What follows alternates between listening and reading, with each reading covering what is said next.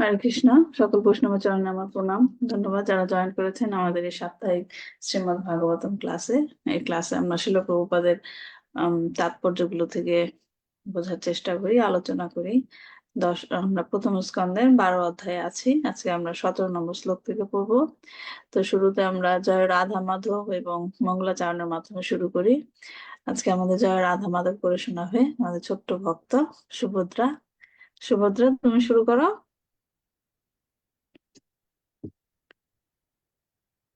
মাতাজি মাইকটা আনমিউট করেন। মাতাজি মাইকটা মিউট আছে, শোনা যাচ্ছে না। হ্যাঁ, জয় রাধা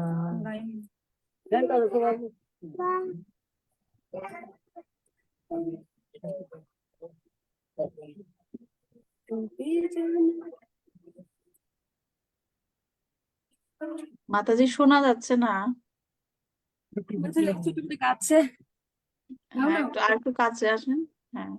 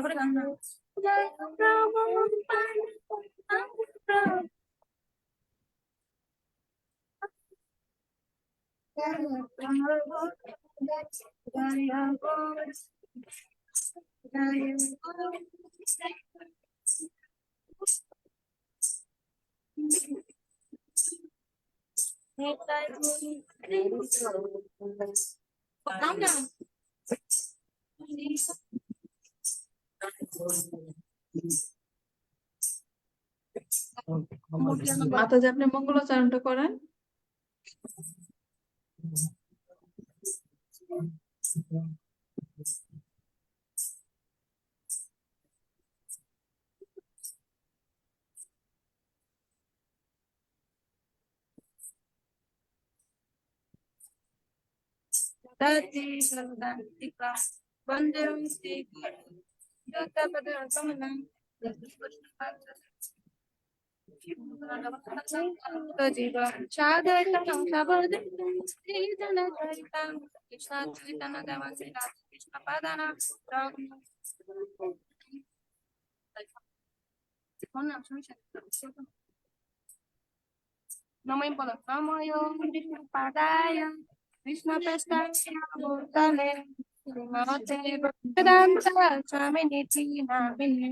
নমস্তে সাচুতে পরপানি প্রচারিণে বাবাদি পাঁচদদেশ ধারিণে না করুণা জগৎ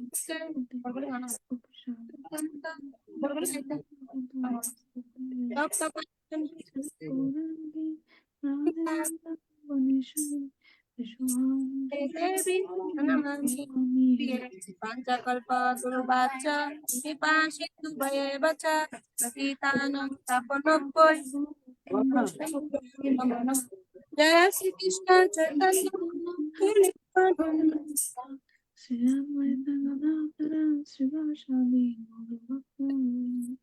হরে কৃষ্ণ হরে কৃষ্ণ হরে হরে রাম হরে রাম রাম হরে नारायणं नमस्कृत्य नरं चैव नरोत्तमं देवीं सरस्वतीं कृष्ण पूर्णकृष्ण दिगन्तभद्राणि पुनाति शिरसां भक्तेषु भगवतः भगवतं श्लोके भगवती नमो भगवते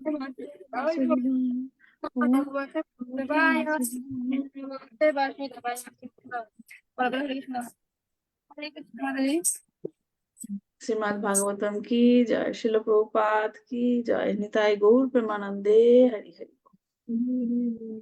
ধন্যবাদ সুভদ্রা। আমরা শুরু করছি।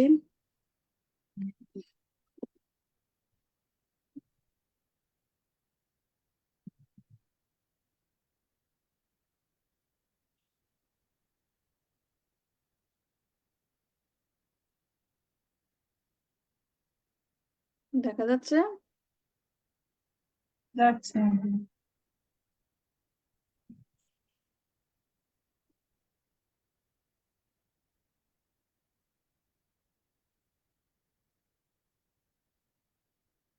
আজকে আমরা 17 নম্বর শ্লোক থেকে পড়বো।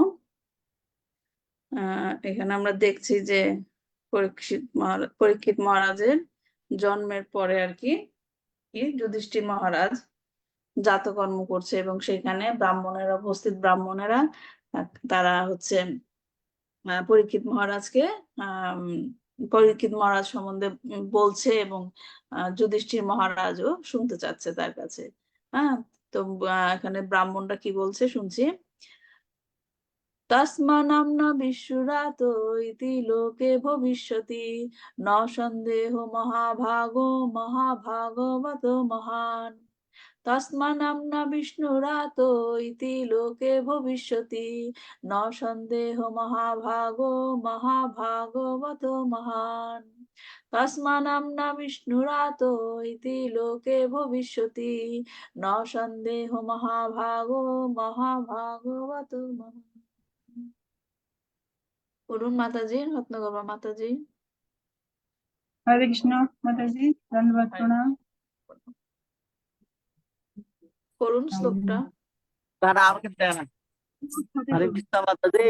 সেখানে আমাদের ক্লাস অনুষ্ঠিত মন্দিরে শোনা যাচ্ছে না, তা আমরা ক্লাস থেকে বাইরে গেলাম, আমাদেরকে ক্ষমা করবেন মাতা। হ্যাঁ ঠিক আছে, অসুবিধা নেই।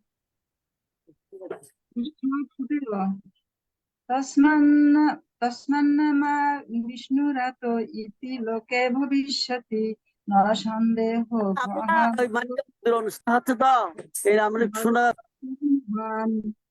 তস্মাৎ তাই নামনা নামে বিষ্ণুরাত বিষ্ণু কর্তৃক রক্ষিত ইতি এইভাবে লোকে সকল গ্রহলোকে ভবিষ্যতি প্রসিদ্ধ হবেন ন না সন্দেহ সন্দেহ মহাভাগ মহাভাগ্যবান মহাভাগবত ভগবানের শ্রেষ্ঠ ভক্ত মহান সমস্ত সদ্গুণে গুণান্বিত। অনুবাদ: পরমেশ্বর ভগবান বিষ্ণু কর্তৃক যেহেতু রক্ষিত হয়েছিলেন, তাই এই শিশুটি জগতের বিষ্ণুরাত নামে সুপ্রসিদ্ধ হবেন। হে মহাভাগ্যবান, এই শিশুটি যে ভগবানের উত্তম ভক্ত হবেন এবং সমস্ত সদ্গুণে ভূষিত হবেন সে সম্বন্ধে কোনো সন্দেহ নেই। হরে কৃষ্ণ মাতাজি। ধন্যবাদ মাতাজি। শিল প্রভুপাদ তাৎপর্য পড়ছি। শিল প্রভুপাদ কি জয়। ভগবান সমস্ত জীবদের সুরক্ষা প্রদান করেন, কেননা তিনি হচ্ছেন পরম নেতা। বৈদিক মন্ত্র প্রতিপন্ন করে যে ভগবান হচ্ছেন সমস্ত পুরুষদের মধ্যে পরম পুরুষ। এই দুই চেতনের মধ্যে পার্থক্য হচ্ছে যে পরমেশ্বর ভগবান অন্য সমস্ত চেতন জীবদের পালন করেন এবং তাকে জানার ফলে শাশ্বত শান্তি লাভ করা যায়। এই প্রকার সুরক্ষা তিনি তার বিভিন্ন শক্তির দ্বারা বিভিন্ন স্তরের জীবদের প্রদান করেন, কিন্তু তার অনন্য ভক্তের বেলায় তিনি ব্যক্তিগতভাবে তাদের রক্ষা করেন। এটা হচ্ছে একটা গুরুত্বপূর্ণ পয়েন্ট। তিনি ভক্তদেরকে তিনি নিজে ব্যক্তিগতভাবে রক্ষা করেন। তাই পরীক্ষিত মহারাজকে তার জীবনের শুরু থেকেই যখন তিনি তার মাতৃ জঠরে ছিলেন, ভগবান তাকে রক্ষা করেছিলেন।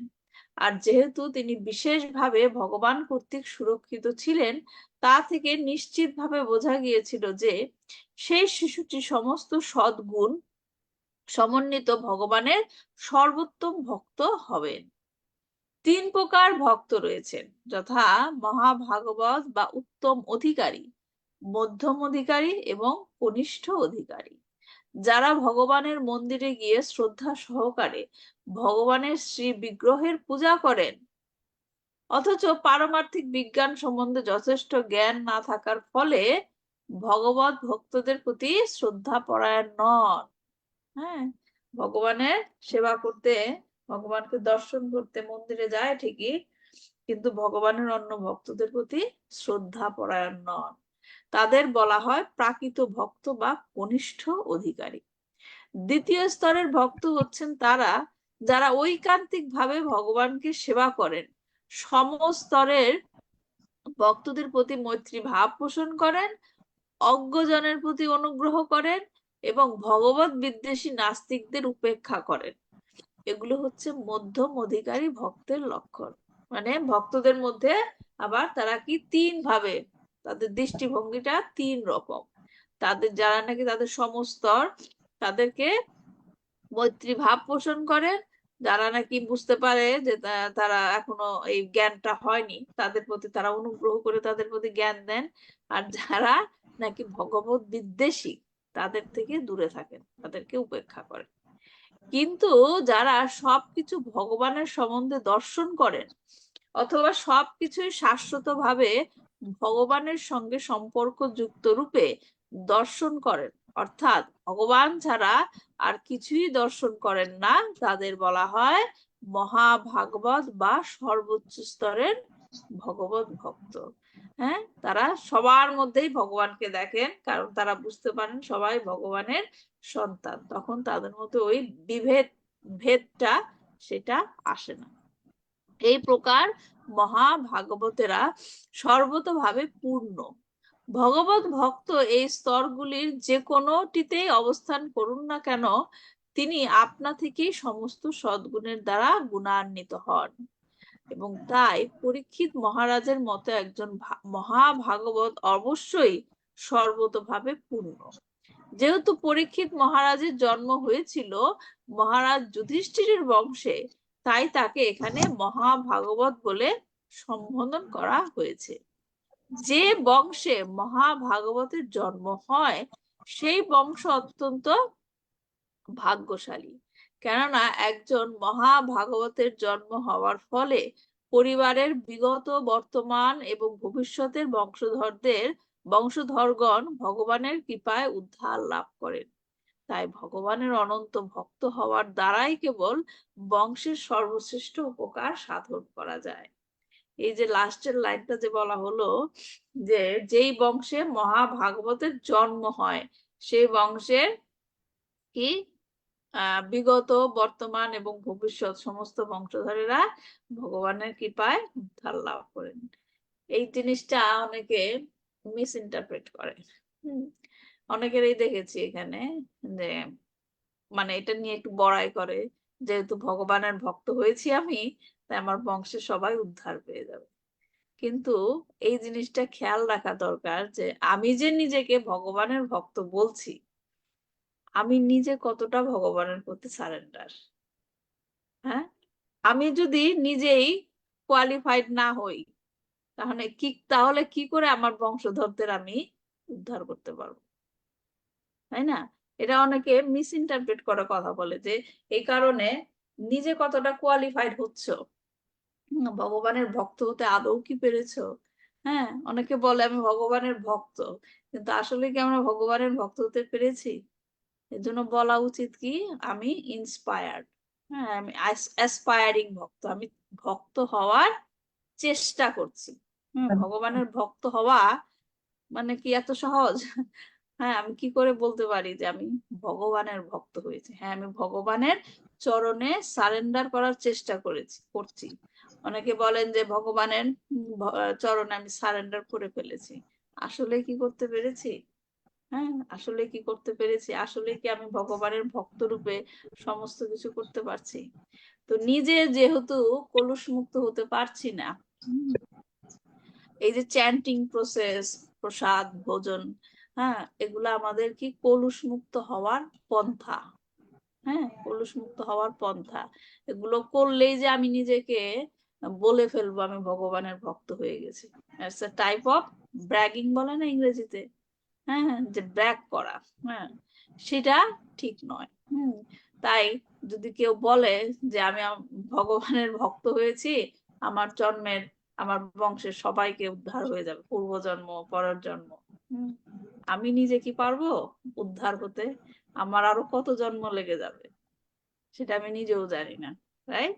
তাই জিনিসগুলা যেটা বলা হয়েছে এখানে, ওখানে বলা হচ্ছে যে যে বংশে মহাভাগবতের জন্ম হয়, মহাভাগবতের জন্ম হয়, মহাভাগবত হতে হবে, তাহলে তার কি সেই বংশটা ভাগ্যশালী হবে। হ্যাঁ, এই যুধিষ্ঠির মহারাজের, পরীক্ষিত মহারাজ তো নিজেই ভক্ত, রাইট? তারপরও অন টপ অফ দ্যাট তিনি কোন বংশে জন্মগ্রহণ করেছে? পাণ্ডব বংশে। হ্যাঁ, যারা ছিল শুদ্ধ ভক্ত, শুদ্ধ। তাদের জীবনে দেখেন কত রকম সমস্যা এসেছিল, কিন্তু তারা কি ভগবানের শ্রীচরণ ছেড়েছিল? কিন্তু আমাদের জীবনে একটা দুইটা দুঃখ আসলেই আমরা ভগবানকে ব্লেম করা শুরু করে দিই, রাইট? তাদের বংশে তাদের মা কখনো কি ভগবানের শ্রীচরণ থেকে তাদেরকে দূরে সরিয়ে নিয়েছিল? বরঞ্চ কুন্তী মহারানী সবসময় ভগবানের চরণেই তাদেরকে রেখেছিল। কিন্তু আমাদের জীবনে এরকম প্রতিফলন কি হয়? এখন যদি আপনি, কুন্তী মহারানী বলেছিল যে আহ দুঃখ আমার জীবনে তুমি দুঃখই দিও, রাইট? দুঃখ দিলে আমি তোমার শ্রীচরণকে সবসময় স্মরণ করব। এখন আপনি যদি কাউকে গিয়ে বলেন যে আম, ভগবানের ভক্ত হতে হলে দুঃখ পেতে হবে, কেউ ভক্ত হবে? কেউ ভক্ত হবে এসে? যে তখন কেউ বলবে যে না, ওইখানে ভক্ত হতে গেলে দুঃখ পেতে হয়, আমি এখানে যাব না। আমি আসলে মানে বোঝানোর চেষ্টা করছি যে যে নিজেকে ওই রকম লেভেলে চিন্তা করাটা এখনো সময় আসেনি। আমরা এখনো, আমি যখন এই কৃষ্ণ কনসাসনেসে প্রথম আসলাম, এরকম ক্লাস শুনতাম, এক প্রভুজি ক্লাসে এটা বলেছিল যে আহ এখনো অনেক দেরি আমাদের ভগবানের শ্রীচরণে পৌঁছাতে, কত জন্ম লেগে যাবে জানি না। তখন আমার প্রথম দিকে তো, তখন আমি বলবো প্রভু যে এটা কি বলে ক্লাসে, এত কিছু করছি ভগবানের, মানে আমরা সব আমিষ আহার ছেড়ে দিলাম, ভগবানের নাম জপ করছি, এখনো আমরা কিছু করিনি। মানে আমি বোঝানোর চেষ্টা করছি যে মানে কি বলবো, আন্ডারস্ট্যান্ডিংটা ধীরে ধীরে পাল্টিয়ে যায়। কেন পাল্টায়? যত আপনি ভগবানের নাম জপ করবেন, ভগবানের এই যে জ্ঞান, উইজডম বলে, হ্যাঁ, জ্ঞান, ভগবত গীতা পড়বেন, ভাগবতম পড়বেন, মহারাজদের ক্লাস শুনবেন, তখন এই জ্ঞানটা ভগবান দিবে। দদাতি বুদ্ধির যোগান্তাম, আমি তোমাকে সেই জ্ঞানটা দিব আমাকে আমার কাছে আসার জন্য। তো সেটাই আর কি, এই যে মিস ইন্টারপ্রিটেশন গুলা, মিস আন্ডারস্ট্যান্ডিং গুলা, এগুলা অনেক সময় করতে গেলে কি ভগবানের কাছে পৌঁছানোর চেয়ে ভগবানের থেকে দূরেই চলে যাওয়া হয়। হ্যাঁ, আমি ভগবানের ভক্ত এইভাবে নিজেকে অহংকারী করা ঠিক নয়। আমি ভগবানের ভক্ত, ওই যে আমরা যারা নাকি নাম জপ করে না, তাদেরকে পয়েন্ট আউট করে কিন্তু কিছু কথা বলা, আমি সাহার করে, কিন্তু তারা কেন করছে? তাদের জ্ঞানের অভাব, তাদের মধ্যে জ্ঞানটা নেই। রাধানাথ স্বামী মহারাজ একটা ক্লাসে বলেছিল যে হাসপাতালে গেলে ওয়ার্ডে যে আম, রোগী শুয়ে থাকে, ওয়ার্ডে, হ্যাঁ, যে রোগী শুয়ে থাকে আর যে নাকি আইসিইউ তে থাকে, ডাক্তার কাকে বেশি প্রাধান্য দেয়? আইসিইউ তে। তার মানে আইসিইউ তে কারা আছে? যাদের মধ্যে জ্ঞানটা এখনো ঢুকেইনি। হ্যাঁ, তাহলে আমাদের কাদের প্রতি সহমর্মিতা দেখানো উচিত? কাদেরকে আমাদের সাহায্য করা উচিত? যাদের মধ্যে জ্ঞানটা নেই, যারা আইসিইউ তে আছে। তাহলে জ্ঞানটা আপনি কখন দিতে পারবেন? যখন আপনি তাদের ভালোবাসবেন। রাইট? যখন আপনি তাদের ভালোবাসবেন তখনই আপনার মনে হবে ওকে একটু কৃষ্ণ কথা শোনাই, রাইট? তাহলে কি ভালোবাসাটা থাকতে হবে। আমি যদি তাদেরকে দূরে সরিয়ে দেই, ত্যাগ করে দেই, তাহলে কি তাদেরকে সাহায্য করা হবে? হবে না। তো সেজন্যই আর কি যে ভগবানের ভক্ত হয়েছি, নিজেকে আইসোলেট করে রাখবো, অন্যদেরকে সাহায্য করবো। ডাজেন্ট ম্যাটার যে আমি তাদেরকে এত কৃষ্ণ কথা শোনাচ্ছি, ওদের তো কোনো উন্নতি হচ্ছে না। এই চিন্তা করে কৃষ্ণ কথা শোনানো বন্ধ করা উচিত নয়। হ্যাঁ, কারণ কি, কেন বন্ধ করা উচিত নয়? আপনার কাজ হচ্ছে কি? কৃষ্ণ কথা শোনানো। কি ইফেক্ট হবে? এফেক্ট মানে কি, আমি যদি কাউকে কৃষ্ণ কথা শুনাই, কি ইফেক্ট আমরা আশা করি? কাউকে যখন আমি কোনো কৃষ্ণ কথা শুনাই, কারোকে কীর্তন করতে বলি, আমরা কি আশা করে করি? তার সাথে যেন ভগবানের কানেকশনটা হয়, রাইট? এখন ভগবান সাথে কানেকশনটা কি আমি করাতে পারবো? না, কে করতে পারবে? যার যার মনের ভগবান থেকে হ্যাঁ, ভগবানের ভগবানের নিজের করতে হবে, এটা ভগবানের করতে কাজ। হবে। হ্যাঁ, তো সেইখানে আমি ভগবানের কাজে হস্তক্ষেপ কিভাবে করব? আত্মসমর্পণ পারবো? করতে হবে। পারবো না। না, তাহলে আমি কি কাউকে ভক্ত বানাতে পারবো? না, না। আমি হেল্প করতে পারবো। আমি কাউকে ভক্ত বানাতে পারবো না বলে যে হেল্প করবো না, সেইটাও নয়। এজন্য অনেকে বলে, শুনি যে আমি তাকে হেল্প করেছি, আমার জন্যই সে ভক্ত হয়েছে। সেটাও হ্যাঁ, এটা ঠিক নয়। এটা হচ্ছে ভগবানের ইচ্ছা, ভগবানের যে কার উপর ভগবানের কৃপাটা হবে সেটা শুধুমাত্র ভগবান জানে।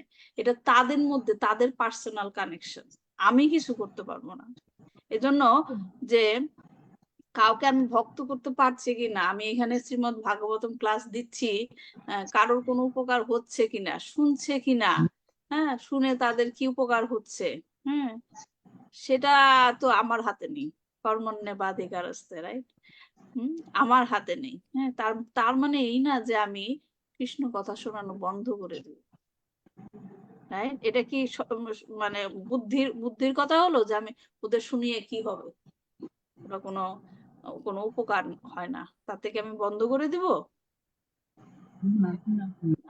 তো যাই হোক, একটু অন্য কথায় চলে গেলাম আর কি। যাই হোক, আমার মানে এই বলার উদ্দেশ্য ছিল যে নিজেকে শুদ্ধ করো। হ্যাঁ, কৃষ্ণ কথা কাউকে শোনানো, শুধুমাত্র যে কাউকে শোনাচ্ছি এটাই উদ্দেশ্য না।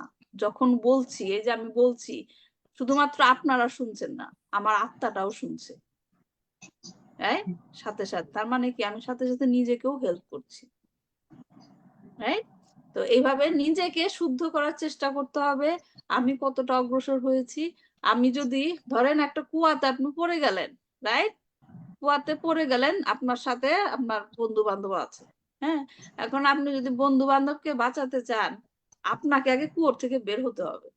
নাহলে আপনি হেল্প করবেন কি করে আরেকজনকে বের হতে? পারবেন? পারবেন না। আগে আপনার বের হতে হবে, উপায়টা বের করতে হবে, তারপর আপনি যে পড়ে গেছে তাদেরকে হেল্প করতে পারবেন, রাইট? এর জন্য নিজেকে শুদ্ধ করতে হবে, সাথে সাথে অন্যকেও হেল্প করতে হবে। তো যাই হোক, এই শ্লোকে কি বলা হচ্ছে যে পরীক্ষিত মহারাজের কথা বলা হয়েছে, তিনটা কথা বলা হয়েছে তার নামে। তিনি হচ্ছে কি বিষ্ণুরাত। বিষ্ণুরাত মানে কি? বিষ্ণুরাত এর আগে বলেছিলাম একটা ক্লাসে। বিষ্ণুরাত মানে কি? যিনি বিষ্ণুর দ্বারা সর্বদাই, হ্যাঁ, বিষ্ণুর দ্বারা রক্ষিত, বুঝি নাই প্রভু। বিষ্ণুর দ্বারা রক্ষিত মানে বিষ্ণু ওনাকে হ্যাঁ, রক্ষা করেছেন, হ্যাঁ, সেজন্য বিষ্ণুরাত হ্যাঁ, বলা হয়েছে। হ্যাঁ, বিষ্ণু রক্ষা ভগবানের করবে। দ্বারা সর্বদাই সুরক্ষিত যে। হ্যাঁ, পরীক্ষিত মহারাজ হচ্ছেন বিষ্ণুরাত, মহাভাগ্যবান, উত্তম ভক্ত এবং সমস্ত সদ্গুণে ভূষিত। আমরা আরো শ্লোক গুলো মানে পরবর্তী শ্লোক গুলোতে আরো দেখবো যে তার কোয়ালিটি গুলো কি বর্ণনা করা হচ্ছে। এখানে যে বলা হচ্ছে যে পরীক্ষিত মহারাজ হচ্ছেন খুব সৌভাগ্যশালী, যার জন্ম যেমন মানে তার জন্মটাও ছিল ভগবানের দ্বারা সুরক্ষিত এবং মৃত্যুটাও ছিল ভগবানের দ্বারা সুরক্ষিত, হ্যাঁ, এজন্য তিনি হচ্ছেন সৌভাগ্যশালী। তো এই যে সৌভাগ্য বা দুর্ভাগ্যের কথা বলা হয়, যদি ধন জন থাকে তাকে খুব সৌভাগ্যশালী বলা হয়, কিন্তু আসল সৌভাগ্যটা কোনটা? আসল সৌভাগ্য, যেমন আমরা নরসিংহ কবচম ক্লাসের সময় বলেছিলাম যে সৌভাগ্যের কথা, যে যার কোলে, নরসিংহদেবের কোলে কি আছে, লক্ষ্মী দেবী বসে আছে, হ্যাঁ, তার মানে সৌভাগ্যশালী। হ্যাঁ, তো সৌভাগ্যটা আসলে এক একজনের কাছে, ভাগ্যটা, আমার কাছে এটি আমার সৌভাগ্য। কারোর কাছে কি অনেক বড় বাড়ি থাকা, অনেক বড় গাড়ি থাকা, তার কাছে মনে হয় এটি আমার সৌভাগ্য। হ্যাঁ, অনেকের কাছে যে আমি একটা ভালো ফ্যামিলিতে আছি, এটি আমার হচ্ছে সৌভাগ্য। এখন আমার কাছে কি সৌভাগ্য সেটা আমি বুঝবো। আমি যদি আপনাদের জিজ্ঞেস করি, অর্চনা মাতাজিকে যদি আমি জিজ্ঞেস করি, মাতাজি আপনি কি পেলে মনে করবেন যে না আপনি সৌভাগ্যশালী? আপনি কি পেলে মনে করবেন যে আমি সৌভাগ্যশালী? ধরেন এই মুহূর্তে আপনাকে কেউ কিছু বললো, মাতাজি আপনি কি চান যে এই জিনিসটা পেলে আপনি মনে করবেন ও আমি এটা পেয়েছি, আমি খুব সৌভাগ্যশালী? কি জিনিসটা চান মাতাজি?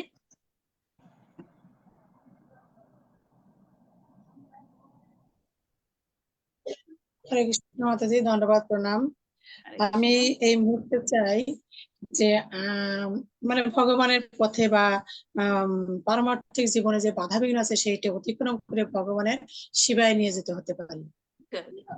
এটি হচ্ছে ভক্তদের চাওয়া।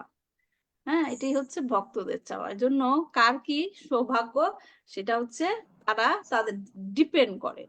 তো প্রকৃতপক্ষে যিনি যত বেশি ভগবানের সেবা করার সুযোগ পাবে, হ্যাঁ, যত বেশি ভগবানের কথা শোনার আগ্রহ হবে, তিনি হচ্ছেন কি সৌভাগ্যশালী।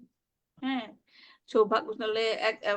একটা ক্লাসে এক প্রভুকে জিজ্ঞেস করা হয়েছিল যে আমি কি করে বুঝবো যে আমি ভগবানের কৃপা পাচ্ছি? আমি কি করে বুঝতে পারবো যে হ্যাঁ ভগবান আমার প্রতি কৃপাশীল?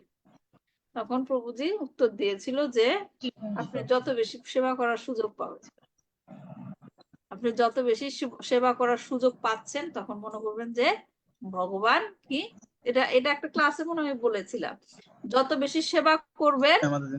আপনার ভক্তিটা বাড়বে, যত ভক্তি বাড়বে আপনার সেবা করার আগ্রহটা বাড়বে, আপনি আরো সেবা করবেন, আরো সেবা করলে আরো ভক্তি বাড়বে। এটা হচ্ছে একটা সার্কেলের মতো, একটা থেকে আরেকটা। সেবা করবেন, ভক্তি বাড়বে, ভক্তি বাড়লে আরো সেবা করার ইচ্ছা হবে, সুযোগ চাইবেন, আরো আরো সেবা করবেন, আরো ভক্তি বাড়বে।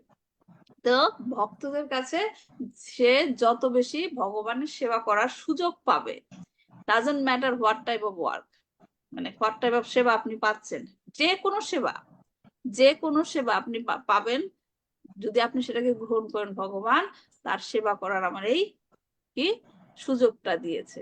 হ্যাঁ, এই যে মাতাজিরা এখানে আছেন, নতুন মাতাজির সংসার হয়েছে, হ্যাঁ, তিনি যদি মনে করেন যে আমি একটা ভক্ত ফ্যামিলিতে বউ হয়ে এসেছি, ভক্ত ফ্যামিলিতে বউ হয়ে এসেছি, এবং এইখানে যারা আছে তাদেরকে সেবা করলে, সেবা করাটা ভগবান আমাকে একটা সুযোগ দিয়েছে তার ভক্তদের সেবা করা, সেইভাবে যদি সে গ্রহণ করে, তাহলে কি তার লাইফটাই চেঞ্জ হয়ে যাবে, তার সংসারটাই ওই রকম হবে যে আমি ভগবানের ভক্তদের সেবা করছি।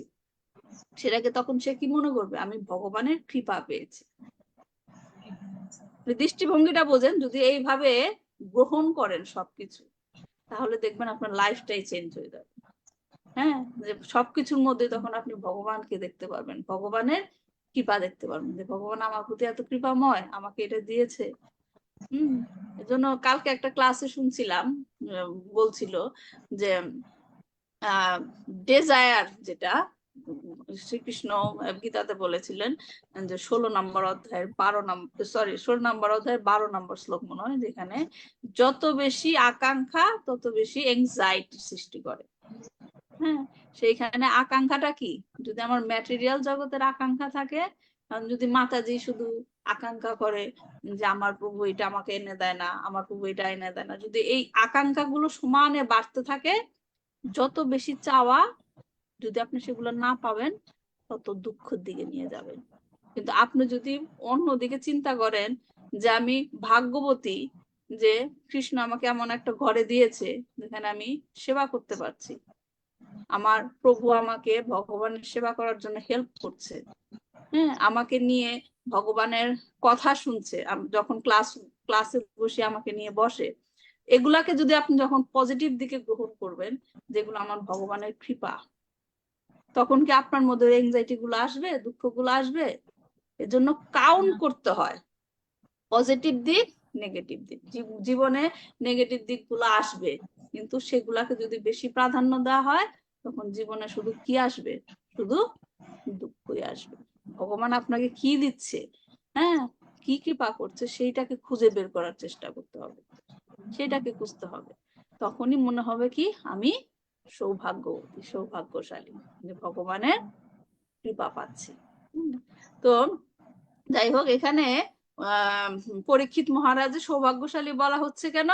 যে জীবনের শেষ 7 দিন শুধুমাত্র কৃষ্ণ কথা শোনার প্রতি তার আগ্রহ ছিল, অন্য কোনো কিছু না। 7টা দিন তিনি শুধু কৃষ্ণ কথা শোনার জন্যই তার আগ্রহ ছিল, নিজের মৃত্যু সম্বন্ধে কোনো চিন্তাই ছিল না। একেই বলা হয় কি? মহাভাগ্যবান। মহাভাগ্যবান মানে একজন ভক্তের জন্য এই জড় জগতের দুঃখ কষ্ট কোনো প্রকার দুর্ভাগ্যের কারণ হতে পারে না। দুঃখ কষ্ট দুর্ভাগ্যের কারণ হতে পারে না, বরঞ্চ ভক্ত এই দুঃখ কষ্টগুলিকেও সৌভাগ্য বলে মনে করে। হ্যাঁ, যে উদাহরণটা দিলাম, যে কুন্তী মহারানী বলেছিলেন যে হে জগদীশ্বর, আমি কামনা করি যেন সেই সমস্ত সংকট বারে বারে উপস্থিত হয়, যাতে বারে বারে আমরা তোমাকে দর্শন করতে পারি, কারণ তোমাকে দর্শন করলেই আমাদের আর জন্ম মৃত্যুর চক্রে আবর্তিত হতে হবে না, বা এই সংসার চক্র দর্শন করতে হবে না। এখন যদি বলে যে কুন্তী মহারানী তো ভগবানকে স্বয়ং দেখেছেন তাই এগুলো বলছেন, আমরা তো স্বয়ং দেখতে পাই না, কিন্তু ভগবান সকল সময় আমাদের সামনে উপস্থিত। তিনি গ্রন্থ অবতার, শ্রীমদ্ ভাগবতম গ্রন্থ অবতার রূপে, তিনি নাম অবতার রূপে আমাদের চ্যান্টিং বিদে উপস্থিত। হ্যাঁ, তারপর তিনি তার বাক্যের মাধ্যমে, বাণীর মাধ্যমে, শ্রীমদ্ ভাগবত গীতার মাধ্যমে তিনি আমাদের সামনে উপস্থিত। আমাদের শুধু কি চেষ্টা করতে হবে? ফিল করতে হবে কৃষ্ণ আমাদের কাছে আছে, কৃষ্ণ আমাদের কাছে আছে। এই সম্বন্ধে যদি আমরা একটা উদাহরণ কোরিলেট করি, যে বৃন্দাবনে যখন কৃষ্ণ চলে গেল, মথুরায় চলে গেল, হ্যাঁ, গোপীদের সাথে দেখা করতে কৃষ্ণ সেখানে যেত পূর্ণিমায়, তাদেরকে বাঁশি বাজিয়ে ডেকে শোনাতো, কৃষ্ণ সেখানে যেত। কিন্তু গোপীরা মনে করতো কি, যে আমরা ভুল শুনছি, কৃষ্ণ তো এখানে নাই, মথুরায়, কৃষ্ণ এখানে আসবে কি করে? কিন্তু কৃষ্ণ কিন্তু সেখানে যেত, কিন্তু গোপীরা ভাবতো যে আমরা ভুল ভাবছি, কৃষ্ণ এখানে এসেছে। আপনি দেখেন, চিন্তা করে জিনিসটা যদি নিজের মধ্যে আপনি চিন্তা করেন যে কৃষ্ণ আমার সামনে বসে আছে। আমি এই উদাহরণটা যখন দিই আমার মেয়ে খুব মানে ইমোশনাল হয়ে যায়, যে মা সত্যি কৃষ্ণ আমার সামনে বসে আছে কিন্তু আমি বুঝতে পারছি না। কৃষ্ণ আমাদের সামনে বসে আছে, আমাদের সাথে আছে। সকল যদি কি করে সারেন্ডার যদি হয় যে কৃষ্ণের প্রতি, কৃষ্ণ কখনো ছেড়ে যায় না, রাধারানী কখনো তার শ্রীচরণ থেকে আমাদেরকে দূরে সরিয়ে দেয় না, শুধু স্মরণ করতে হবে। তিনি 2 হাত বাড়িয়ে বসে আছেন, দরজা খুলে বসে আছেন আমাদেরকে নিয়ে যাওয়ার জন্য, শুধুমাত্র আমাদের স্মরণ করতে হবে তাকে। হ্যাঁ, তো এরকমই আর কি কুন্তী মহারানী বলছে যে আমরা তোমার কি সমস্ত দুঃখ যেন বারবার আসে, যেন আমরা তাও তোমাকে দর্শন করতে পারি। স্বাভাবিকভাবে আমাদের জীবনেও দেখেন কোনো দুঃখ কষ্ট আসলে আমরা কিন্তু শ্রীকৃষ্ণকে বেশি ডাকি, তাই? আবার আরেকটা জিনিস আপনি খেয়াল করে দেখেন, জীবনে যখন দুঃখ কষ্ট আসে আমাদের দৃষ্টিতে মনে হয় যে আমরা খুব কষ্টে আছি, আমাদের দৃষ্টিতে মনে হয় আমরা খুব কষ্টে আছি, কোনো কিছু আমাদের জীবন থেকে চলে যায়, যেটা আমাদের খুব প্রাপ্ত বস্তু, খুব আকাঙ্ক্ষার বস্তু, খুব আনন্দের বস্তু, অনেক সময় আমরা সেটাকে হারিয়ে ফেলি। হ্যাঁ, খুব খুব কষ্ট হয় তখন, যেটা পেলাম না। কিন্তু ওই যে আপনি যে সারেন্ডার করেছেন কৃষ্ণের কাছে, তখন কৃষ্ণ কি করে, তার কাছে পৌঁছে যাওয়ার জন্য যে সকল বাধাগুলো আছে সেগুলো দূরে নিয়ে যায়। তখন দূরে নিয়ে আমাদের ধরেন একটা আম, আত্মার থেকে যদি কোনো কিছু ছিনিয়ে নিয়ে যাওয়া হয়, কষ্ট হয় না? হ্যাঁ, আপনার শরীর থেকে কোনো কিছু যদি জোরে ছিনিয়ে নেওয়া হয়, কষ্ট হবে না? যদি ডায়াবেটিসের রোগীর কথা চিন্তা করেন, যাদের পায়ে গ্যাংগ্রিন হয়, তাদের পায়ে গ্যাংগ্রিন হয়, অনেক সময় পাটা কেটে ফেলে দিতে হয়। হ্যাঁ, মনে হয় তখন কি ডাক্তারটা এত নিষ্ঠুর, আমার পাটা কেটে ফেলে দিল। কিন্তু ডাক্তার পাটা কাটছে কেন? যাতে আপনার শরীরের অন্য অংশগুলো সুস্থ থাকে, নাহলে সেই পচনটা ধীরে ধীরে শরীরের অন্য জায়গায় ছড়িয়ে যাবে, তাই না? তাহলে কি ভালোর জন্য করছে ডাক্তার না খারাপের জন্য করছে? আপনার ভালোর জন্য করছে। হ্যাঁ, তো সেই রকমই যে যখন আপনি সারেন্ডার করেছেন কৃষ্ণের কাছে, কৃষ্ণ তোমার কাছে আমাকে নিয়ে যাও, কৃষ্ণ সেটা করতে হবে। যে বাধাগুলো আছে সেগুলো আমাকে সরিয়ে, আমার কাছ থেকে সরিয়ে নিবে।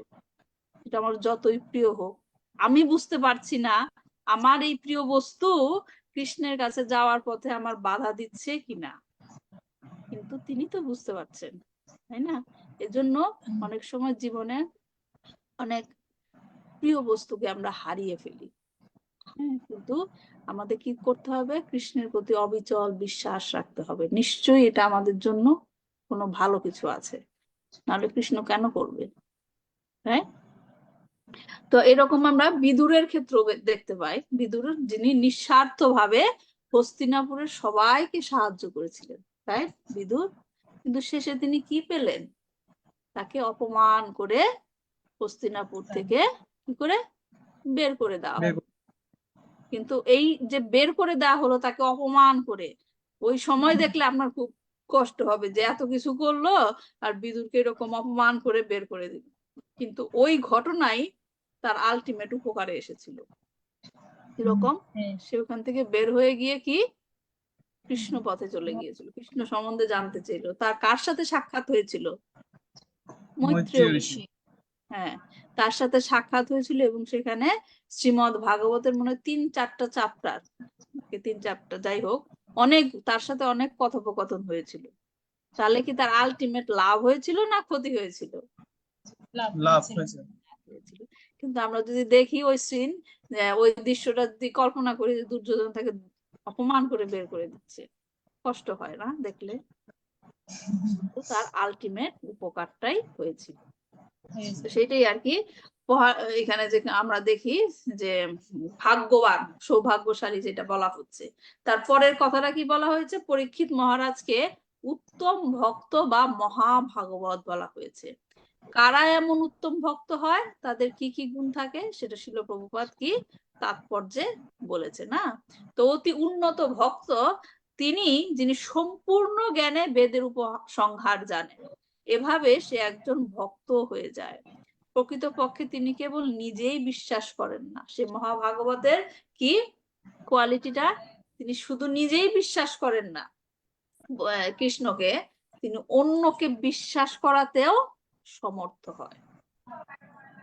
হ্যাঁ, আমরা যারা ক্লাস দেওয়ার চেষ্টা করছি, হ্যাঁ, আমরা অনেককে বোঝাতেই পারি না, না, অনেককে বোঝাতেই পারি না। আমি বুঝতে পারছি যে হচ্ছেন পরমেশ্বর, সচ্চিদানন্দ বিগ্রহ, কিন্তু ক্লাস দেওয়ার সময় অনেককে আমরা বোঝাতে পারি না। এটা হচ্ছে আমাদের কি মানে কি বলবো, একটা অক্ষমতা।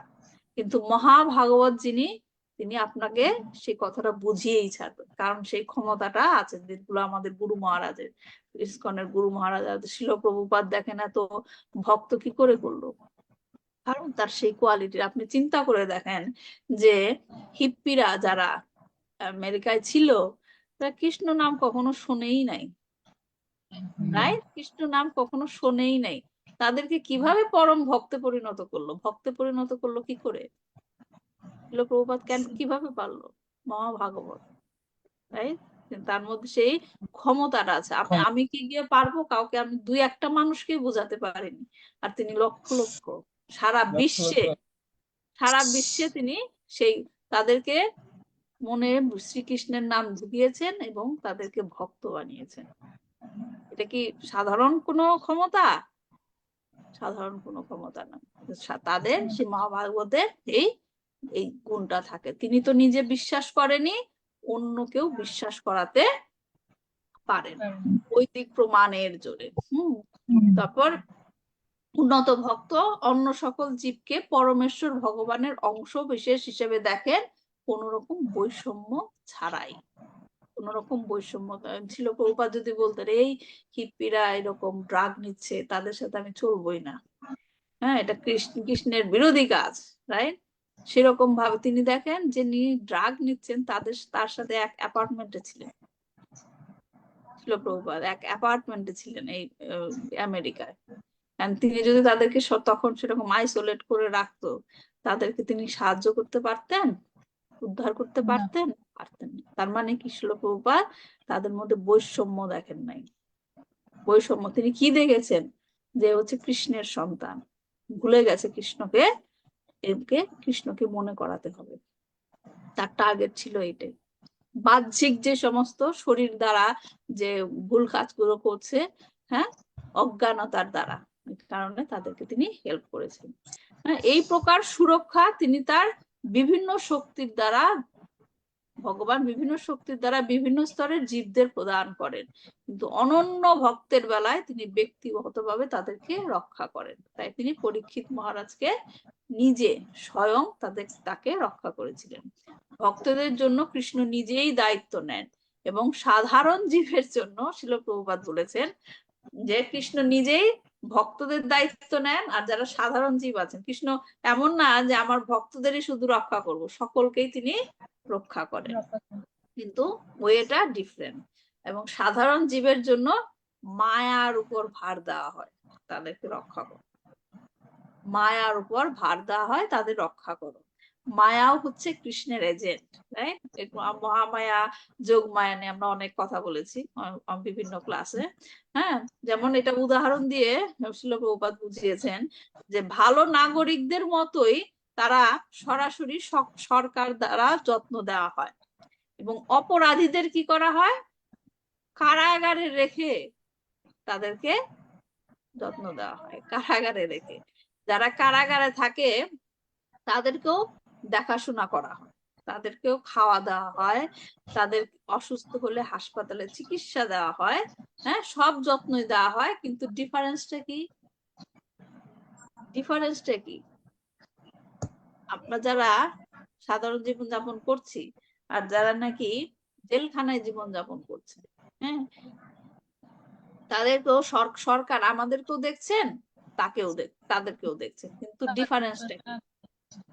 হ্যাঁ, স্বাধীনতা তো পায় না। জেলখানায় যারা আছে তারা স্বাধীনভাবে তেমন ঘোরাফেরা করতে পারে না, আর আমরা তো হ্যাঁ কারণ তারা ওখানে আটকানো আছে না। কিন্তু আমার পয়েন্টটা জিজ্ঞেস করার ছিল যে যারা নাকি সাধারণ জীব তারা বাইরে, হ্যাঁ আর একই রকমের সেবা তারা সরকার থেকেও পাচ্ছে জেলখানায়, হ্যাঁ পার্থক্যটা কি? আমরা হচ্ছি শাস্তির অধীনে নই, আর তারা হচ্ছে শাস্তির অধীনে থেকে সেই সেবাটা পাচ্ছে। Exactly same. যারা নাকি ম্যাটেরিয়াল ওয়ার্ল্ডে আমরা আছি, সবকিছুই ভোগ করছি, কিন্তু শাস্তির আওতায়। নিশ্চয়ই তো এটা শাস্তি না, আমরা ভগবানকে ভুলে গেছি, তার ফলে আমরা ম্যাটেরিয়াল ওয়ার্ল্ড এসেছি, রাইট? এখানে এসে সবকিছুই পাচ্ছি, কিন্তু সবকিছুই ভোগ করছি, কিন্তু কি শাস্তির আওতায়। এবং আমরা কিরকম ত্রিতাপ দুঃখ ভোগ করছি, হ্যাঁ মন এবং দেহজাত, সেটাকে কি আধ্যাত্মিক ক্লেশ, অন্য প্রাণীজনিত যে ক্লেশ সেটাকে বলা হয় কি আদি ভৌতিক ক্লেশ, এবং প্রাকৃতিক বিপর্যয় জনিত যে ক্লেশ তাকে বলা হয় কি আদি দৈবিক। ভক্তিচারু স্বামী মহারাজ তার ক্লাস এটা বর্ণনা করেছিলেন, এই যে মায়ার উপর ভার দেওয়া হয়েছে। বললাম না যে কৃষ্ণ ভক্তদেরকে নিজে হেল্প করে, আর বাকিদেরকে মায়ার উপর ভার দেওয়া হয়। মায়াকে মহামায়া, দেবী দুর্গা হাতে কি ধারণ করে? ত্রিশূল। তিনটা মাথা থাকে, রাইট? তিনটা মাথা থাকে, হচ্ছে ত্রিতাপ দুঃখে তিনি ত্রিশূল দিয়ে আঘাত করে করে ত্রিতাপ দুঃখতে আমাদেরকে জর্জরিত করেন, যতদিন না পর্যন্ত আমরা কি কৃষ্ণের কাছে মায়ায় যেতে পারি। হ্যাঁ, তারপর তিনি যখন দেখেন যে এই সন্তানগুলি কৃষ্ণকে মনে করছে, তখন তিনি তাদেরকে সেপারেট ভাবে ট্রিটমেন্ট দেন, তাদেরকে আলাদাভাবে ট্রিটমেন্ট দিয়ে তাদেরকে দেখেন যে আসলেই কি মনে করছে নাকি সাময়িক, সাময়িক। হ্যাঁ, তখন তাদের তিনি ট্রিটমেন্ট করেন। এমন না যে মহামায়া উদ্দেশ্য হচ্ছে কৃষ্ণ থেকে আমাদেরকে দূরে নিয়ে যাওয়া, এটাই কি তার উদ্দেশ্য? না, না, কারণ তিনি তো ভগবানের অধীনেই কাজ করছেন। তিনি কি করে আমাদেরকে ভগবান থেকে দূরে সরিয়ে নেবেন? কিন্তু তিনি যারা নাকি কথা শুনছে না, হ্যাঁ, যেমন বাড়ির মধ্যে মায়ের 2-3 সন্তান থাকে, একজন যদি কথা না শুনে তাকে শাস্তির মাধ্যমে শিখাতে হয়, আর যে নাকি কথা শুনছে তার জন্য আলাদা ট্রিটমেন্ট। একই রকম জিনিসটা হচ্ছে, আপনি যদি সংসার থেকে যদি এক্সাম্পলটা নিয়ে যদি আপনি ম্যাটেরিয়াল সংসারে নেন, মা মহামায়া একই কাজই করছে। ভুলে যাচ্ছ কৃষ্ণকে, ত্রিতাপ দুঃখ পাও, তুমি মনে করছো আলাদা করছি, তোমাকে অন্যরকম ট্রিটমেন্ট দেওয়া হবে, কতটুক তুমি মনে করেছো। আর তুমি একদম মনে করেছো কৃষ্ণকে ছাড়া তুমি থাকতে পারবা না, ঠিক আছে, তোমাকে বের করে দিলাম। এইরকম তিনি ট্রিটমেন্ট দিচ্ছে। তো সেটাই হচ্ছে যে মায়ার যত্ন, কে বলা হয় মায়ার যত্ন।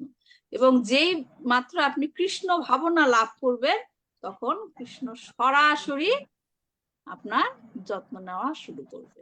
বলেছে কৃষ্ণ এই কথাটা ভগবত গীতায়, অহম তাম সর্ব পাপেভ্য মোক্ষয়িষ্যামি মা শুচা, আমি তোমাকে রক্ষা করব, চিন্তা করো না, ভয় পেও না।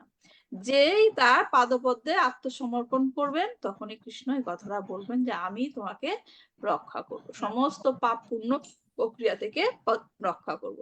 আমাদের জীবনে বিভিন্ন জন্মের কৃত পাপের স্তূপ জমা হয়ে আছে, যত তাড়াতাড়ি কৃষ্ণের কাছে আত্মসমর্পণ করবেন, অবিলম্বে কৃষ্ণ আপনার যত্ন নেওয়া শুরু করবে। এবং তিনি কিভাবে সমস্ত পাপ পুণ্য থেকে রক্ষা করবেন সেটা ভগবান গীতাতেই বলেছেন, যে সংকোচ করো না, যে আমি তোমাকে রক্ষা করব। হ্যাঁ, তো এই হচ্ছে যে বলা যে কৃষ্ণ ভক্তদের নিজেই দায়িত্ব নেন এবং বাকিদেরকে মায়ের দ্বারা কি তাদেরকে যত্ন নেওয়া শুরু করে। তো এই ছিল এই শ্লোকের বিষয়বস্তু আলোচনা করার, যে ভাগ্যবান এবং উত্তম ভক্ত, সমস্ত সদ্গুণে ভূষিত, এবং যে পার্পটে আমরা যেটা জানার চেষ্টা করছিলাম যে ভগবান নিজেই তার ভক্তদেরকে রক্ষা করার দায়িত্ব নেন। তারপরের শ্লোকটা বলছি। এখন যুধিষ্ঠির মহারাজ জিজ্ঞেস করছেন ব্রাহ্মণদের, শ্রীরাজবাচ অপেশ্য বংশান রাজর্ষিণ পূর্ণ শ্লোকান মহাত্মন অনুবর্তিত সিদ্ধ সহসা সাধুবাদেন সত্তমা। করুন প্রভুজি।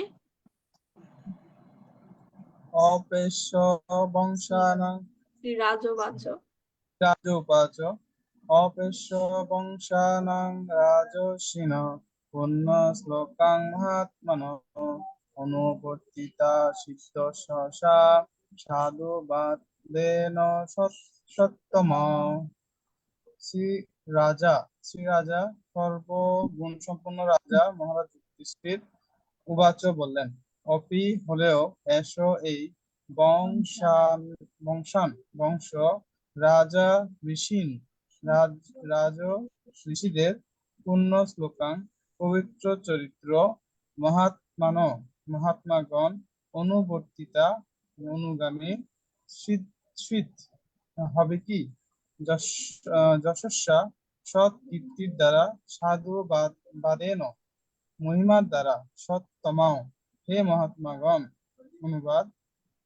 ধর্মরাজ যুধিষ্ঠির জিজ্ঞাসা করলেন, হে মহাত্মাগণ, এই নবজাত কুমার কি প্রশংসা ও সৎ কীর্তির দ্বারা আমাদের বংশের পবিত্র কীর্তি মহামান্য রাজ্য ঋষিদের অনুসরণ করতে পারবে? হরে কৃষ্ণ। ধন্যবাদ প্রভুজি, তাৎপর্য করছি। মহারাজ যুধিষ্ঠিরের পূর্বপুরুষরা তাদের মহান কার্যকলাপের প্রভাবে সকলেই ছিলেন যশস্বী এবং পুণ্যবান রাজর্ষি। তারা সকলেই ছিলেন রাজ সিংহাসনে অধিষ্ঠিত ঋষি, এবং তাই রাজ্যের সমস্ত সদস্যরা ছিলেন সুখী, পুণ্যবান, সদাচারী, সমৃদ্ধশালী এবং পারমার্থিক জ্ঞানের আলোকে উদ্ভাসিত। এই প্রকার মহান রাজর্ষিগণ মহাত্মাদের কঠোর তত্ত্বাবধানে ও শাস্ত্রের নির্দেশ অনুসারে প্রশিক্ষিত হতেন, এবং তার ফলে তাদের রাজ্য ছিল সাধু পুরুষে পূর্ণ পারমার্থিক জীবনযাপনের এক সুখকর স্থান। মহারাজ যুধিষ্ঠির স্বয়ং তার পূর্বপুরুষদের প্রতিমূর্তি ছিলেন, এবং তার অভিলাষ ছিল যে তার পরবর্তী রাজাও যেন তার মহান পূর্বপুরুষদের অনুরূপ হন। পণ্ডিত ব্রাহ্মণদের কাছে তিনি এটি জেনে অত্যন্ত প্রসন্ন হয়েছিলেন যে জ্যোতিষ গণনা অনুসারে নবজাত শিশুটি মহাভাগবত হবেন। তিনি ব্যক্তিগতভাবে জানতে চেয়েছিলেন বালকটি তার মহান পূর্বপুরুষদের পদাঙ্ক অনুসরণ করবে কিনা। এটি রাজতন্ত্রের ধারা। রাজাকে পূর্ণবান বীর ভগবত ভক্ত হতে হয়, এবং দুষ্কৃতকারীদের কাছে তাকে মূর্তিমান ভয়ের মতো হওয়া উচিত। নিরীহ জনসাধারণের শাসনের জন্য সমান যোগ্যতা সম্পন্ন উত্তরাধিকারীকে রেখে যাওয়া তার অবশ্য কর্তব্য। এটা একটা গুরুত্বপূর্ণ লাইন, যে সমান যোগ্যতা সম্পন্ন উত্তরাধিকারীকে রেখে যাওয়া তার অবশ্য কর্তব্য। আধুনিক গণতান্ত্রিক রাজ্যগুলিতে জনসাধারণ শুদ্ধ বা শূদ্রাধমে পরিণত হয়েছে, এবং তাদের যে প্রতিনিধি রাষ্ট্র পরিচালনা করছে তাদের কারোরই রাজ্য শাসনের ব্যাপারে কোনো রকম শাস্ত্রজ্ঞান নেই। তার ফলে সমস্ত পরিবেশ কাম এবং লোভে পূর্ণ শূদ্রোচিত মনোভাবের দ্বারা পরিব্যাপ্ত। এই প্রকার নেতারা প্রতিদিন নিজেদের মধ্যে ঝগড়া করে। দলের বা গোষ্ঠীর স্বার্থে প্রায়ই মন্ত্রিমণ্ডলীর পরিবর্তন হয়। সকলেই মৃত্যু পর্যন্ত রাজ্যের সম্পদ শোষণ করতে চায়। জোর করে গদিচ্যুত না করা পর্যন্ত কেউই রাজনৈতিক জীবন থেকে অবসর গ্রহণ করতে চায় না। এই প্রকার নিম্ন স্তরের মানুষেরা কিভাবে জনসাধারণের কল্যাণ সাধন করতে পারে? তার ফলে যাদের হাতে ক্ষমতা রয়েছে তারা ঘুষ নেয়, ষড়যন্ত্র করে এবং মিথ্যাচার করে। তাদের বিভিন্ন পদে দায়িত্বভার প্রদান করার পূর্বে শ্রীমদ্ ভাগবত থেকে শিক্ষা দেওয়া উচিত কিভাবে আদর্শ প্রশাসক হতে হয়। হ্যাঁ, তো ব্রাহ্মণেরা পরীক্ষিত মহারাজ সম্বন্ধে বলার পর যুধিষ্ঠির মহারাজ জানতে চাইছেন যে তিনি কেমন রাজা হবেন, তিনি কি রাজর্ষি হবেন কিনা। হ্যাঁ, রাজা আর রাজর্ষির মধ্যে পার্থক্য কি?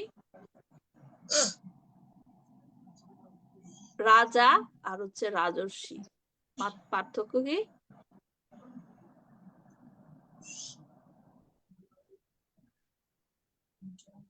রাজর্ষি মানে কি? রাজা প্লাস ঋষি একসাথে রাজর্ষি। হ্যাঁ, যিনি রাজর্ষি তিনি কি করেন? তিনি রাজ্য পরিচালনা করছেন, কিন্তু কি ভেবে যে এটা হচ্ছে ভগবানের দেয়া একটা দায়িত্ব। হ্যাঁ, ভগবানকে সামনে রেখে ভগবানের প্রতি শরণাগত হয়ে তিনি তার দায়িত্ব পালন করছেন। হ্যাঁ, তার মানে তিনি সবসময় ভগবানের শরণাগত।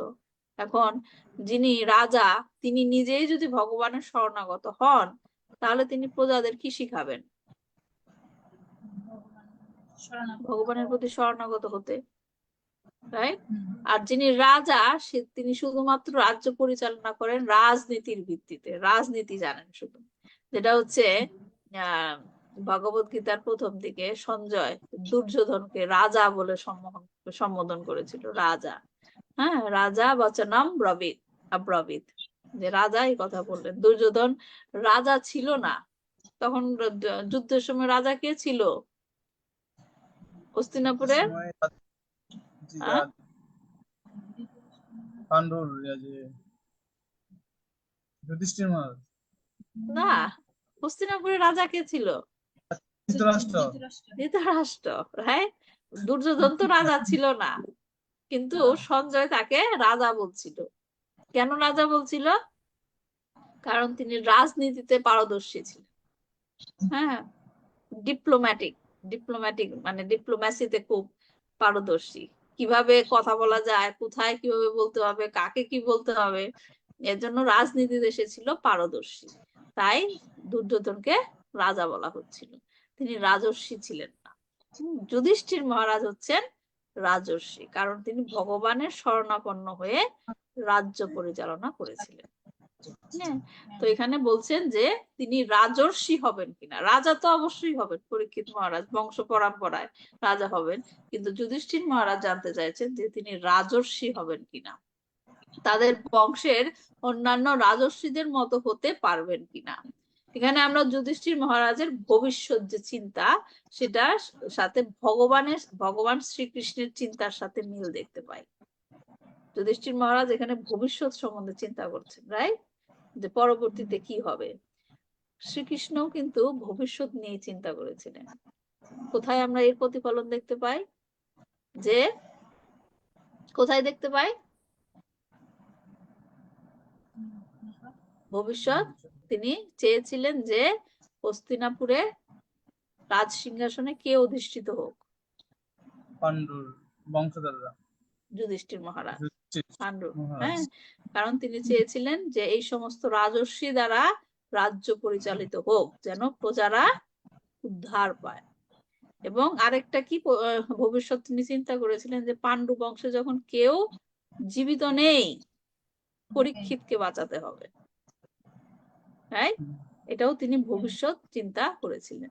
তো সে একই রকম চিন্তা এখানে যুধিষ্ঠির মহারাজও করছে, যে পরীক্ষিত তো বেঁচে রইলো, পরীক্ষিত কি রাজর্ষি হবেন কিনা, রাজর্ষি হয়ে তিনি প্রজাপতি পালন করবে কিনা। হ্যাঁ, তো তিনি ছিলেন, সেটাই আমরা দেখলাম যে ভগবান শ্রীকৃষ্ণের সাথে তার চাওয়াটা। তো যুধিষ্ঠির মহারাজ ভাবছিলেন যে তাদের বংশ রক্ষার জন্য অন্য রাজাদের মতো তিনি কি শান্তি ও সমৃদ্ধিপূর্ণ রাজ্য দিতে পারবেন কিনা। কৃষ্ণ ভগবদ গীতায় বলেছিলেন যে তিনি হচ্ছেন সকল জীবের একমাত্র শুভাকাঙ্ক্ষী। হ্যাঁ, মানে আমি কম্পেয়ার করছি যে কৃষ্ণ কেন চিন্তা করেছেন আর যুধিষ্ঠির মহারাজ কেন চিন্তা করেছেন। দুজনের চিন্তাই তো এক, রাইট, যে ভবিষ্যৎটা যেন সুরক্ষিত হয়। তো কেন ভগবান শ্রীকৃষ্ণ চিন্তা করেছিলেন? কারণ তিনি বলেছিলেন কি, সুরিদাম সর্বভূতানাম। ভগবদ গীতায় তিনি বলেছেন কি, সুরিদাম সর্বভূতানাম। মানে কি এটার অর্থটা? সর্বভূতানাম মানে কি? সর্ব মানে সকল, ভূতানাম মানে জীব। হ্যাঁ, সকল জীবের সুরিদাম। সুরিদাম মানে কি? মঙ্গল কামনা করে। হ্যাঁ, রত্নাকর মাতাজি কি বলছেন? শুভাকাঙ্ক্ষী। শুভাকাঙ্ক্ষী। সকল জীবের শুভাকাঙ্ক্ষী হচ্ছে আমি। হ্যাঁ, আর শ্রীমদ ভাগবতে বলা হয়েছে সুরিদা সর্বদেহী নাম। ভক্তদের কথা বলা হচ্ছে, ভক্তরাও হচ্ছে সকল জীবের শুভাকাঙ্ক্ষী। কোরিলেশনটা দেখেছেন? ভগবদ গীতায় ভগবান নিজে বলেছেন সর্বজীবের শুভাকাঙ্ক্ষী আমি, এবং শ্রীমদ ভাগবতে এটা হচ্ছে তৃতীয় স্কন্ধের 25 নম্বর অধ্যায়ের 21 নম্বর শ্লোকে বলা হয়েছে। ভক্তদের কথা বলা হচ্ছে, তারা হচ্ছে কি সুরিদা সর্বদেহিনা, তারাও হচ্ছেন সমস্ত জীবের শুভাকাঙ্ক্ষী। হ্যাঁ, তো এই কারণে তারা দুইজনেই ভবিষ্যৎ দেখতে যাচ্ছেন, যে ভবিষ্যতের প্রজাদের কি হবে। এজন্য রাজ সিংহাসনে যে অধিষ্ঠিত হবে তিনি আসলেই রাজর্ষি হবেন কিনা। তো এখানে যুধিষ্ঠির মহারাজের একটা সুন্দর গুণ আমরা দেখতে পাচ্ছি।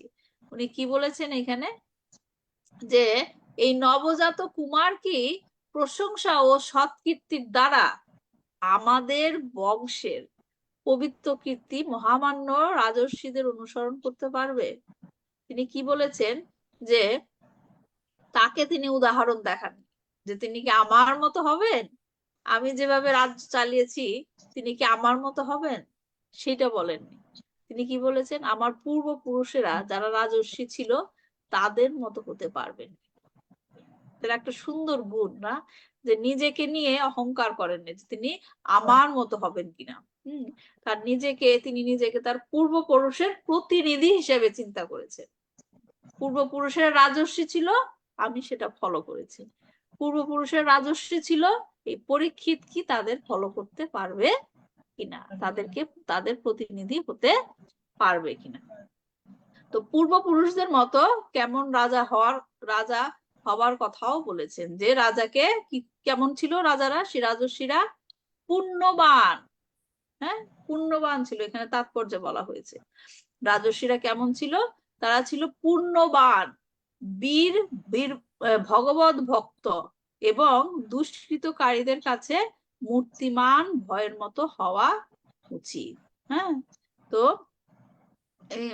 শিল প্রভুপাদ একটা গুরুত্বপূর্ণ কথা বলেছেন, যে নিরীহ জনসাধারণের শাসনের জন্য সমান যোগ্যতা সম্পন্ন উত্তরাধিকারীকে রেখে যাওয়া তার অবশ্য কর্তব্য।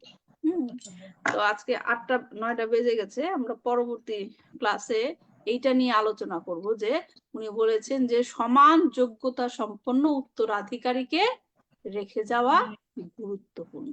কেন গুরুত্বপূর্ণ আমরা পরবর্তী ক্লাসে জানবো। আজকে সময় শেষ হয়ে গেছে, আজকে এই পর্যন্তই রাখছি। দেখা হবে নেক্সট উইকে। শ্রীমদ্ ভাগবতম কি জয়, শিল প্রভুপাদ কি জয়। वंशकल्पतरुभ्यश्च कृपा सिन्धुभ्येव च पतितानां पावनेभ्यो वैष्णवेभ्यो नमो नमः। ভালো থাকবেন সবাই, নেক্সট উইক আবার দেখা হবে সবার সাথে। হরে কৃষ্ণ। ভালো থাকবেন।